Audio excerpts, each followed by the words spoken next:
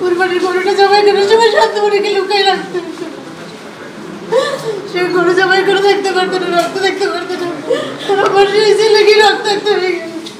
পরিবারদের শহীদদের আসলে কোনো দল হয় না, পুরো বাংলাদেশে বা দেশের জন্য জীবন দিচ্ছে।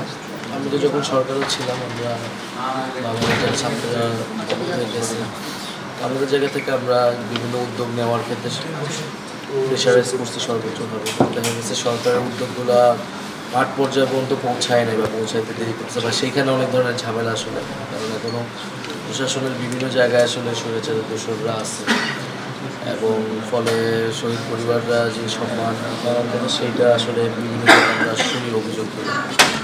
আর আমরা আসলে আপনাদের কাছে কোনো দল হিসেবে আসি নাই, আমরা আসছি, আমরা অভ্যুত্থানে ছিলাম, আপনাদের পরিবারের সদস্যরা আমাদের আহ্বানে আসছে, তো আমরা সেই জায়গা থেকে একটি পরিবার মনে করি, দল মতের ঊর্ধ্বে আসলে। এবং অবশ্যই শহীদ পরিবারদের শহীদদের আসলে কোনো দল হয় না, পুরো বাংলাদেশে বা দেশের জন্য জীবন দিচ্ছে। আর আমরা আমাদের পার্টির পক্ষ থেকে আমরা সব জায়গায় যাচ্ছি এবং কথাগুলো শুনতেছি। আর আমরা একটা আমাদের নিজেদের পার্টির তরফ থেকে একটা গণ-অভ্যুত্থান সেল, শহীদ এবং আহত কল্যাণ সেল আমরা করছি।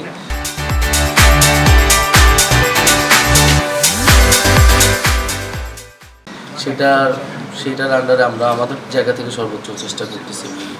যেখানে যাইতেছি আমরা সবার নাম্বারগুলো নিতেছি, এমনি তো আছেই, এখানে স্থানীয় একজন সংগঠককে ঠিক করে এটা পরবর্তীতে আমরা যে ঢাকায় আর পলিটিক্যাল যে জিনিসটা ঘোষণাপত্র সনদ, এটা তো আমরা আমাদের ইয়াতে সবসময় বলছি, এবং 3 আগস্ট এটা নিয়ে আমরা বড় প্রোগ্রাম করব। 5 আগস্টের মধ্যেই সরকার যাতে এটা সরকারও বলছে যে তারা দিবে সনদ এবং ঘোষণাপত্র, এবং ঘোষণাপত্র অবশ্যই নতুন সংবিধান থাকবে, সংবিধানে জুলাইয়ের এটা সাংবিধানিক একটা ভিত্তি পাবে। এই জায়গাটা আমরা এটা করতেছি। আর উপদেশটা তারা আপনাদেরকে সম্মান করছে, এটা আমরা জানতাম না, সেটাও আমরা কথা বলবো, এটা প্রতিবাদ জানাবো অনেককে।